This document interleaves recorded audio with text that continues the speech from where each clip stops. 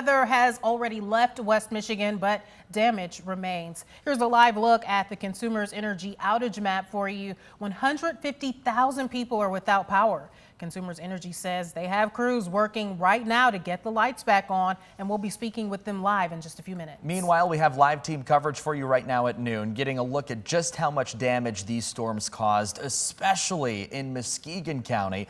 Julie Koharic just outside of the city of Muskegon, where Jeremiah Brown is in Whitehall and Nathan Lee is in Twin Lake. But we first begin with meteorologist Samantha Jack. She's in North Muskegon.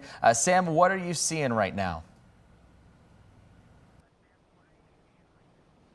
Tanner, Emily, there is a lot to be seen here, but I do want to start off with the fact we have really bad service out here, so we may lose you guys, you may lose us, but we do want to show you a little bit of what this community is experiencing. So we're at Pioneer Park here in Muskegon, and what happened last night was those storms rolled through right around 5 a.m. The winds whipping in at about 70 miles per hour for portions of Muskegon, snapping trees in half, just like this one, and you can see it's right from the base of the tree. That's how strong those winds were. And in fact, even just little subtle breezes that are happening out here now are causing additional tree branches to come down. So the damage almost isn't even over yet. And I want to tell you a story of what happened here early on this morning. So the tree came down, but inside this tent was a couple named Rich and Patty. Rich and Patty were sleeping inside the tent itself. And in fact, Rich's head was right here underneath this tree.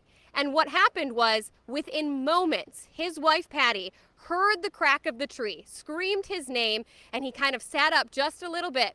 Within seconds after that, the tree smacked down on his pillow. The tent actually inflated with air from the winds whipping inside of it in that moment, and they had to crawl out the backside of the tent once it then eventually collapsed back down on them. They crawled out the front to be surrounded by trees down, and it wasn't just them here. They were actually also here with their entire family for a reunion. And just to the back of us was where their brother and sister were. They were inside that tent, also completely collapsed. Trees, you actually can't even see the tent anymore. That's how much trees are now sitting on top of it. Thankfully, they say nobody was injured. In fact, they were in such good spirits, cracking jokes left and right. And now everybody picking up the pieces. When we arrived to the park just after around 11 o'clock today, they actually instructed us to be really careful because there were still active power lines down surrounding the area. You can just still feel the mugginess in the air. And now the community, of course, coming together. We also spoke to another gentleman, and I'm going to send it back to you in just a second. His name was Brian, and Brian wants to give an extra special shout out and a thank you to meteorologist Blake Hansen, who was in the studio at 1:30 this morning tracking these storms. He says that Blake saved his life because he gave a warning saying you need to get to safe shelter, and he heeded that warning, got into his truck, and it was moments later that he was able to step out and see all of the damage surrounding him. So Blake, an extra special shout out to you. I'm so proud of you. You're a fantastic meteorologist, and it's days like this that all of your knowledge really comes into play. Reporting live from Pioneer Park in Muskegon, I'm Samantha Jacks.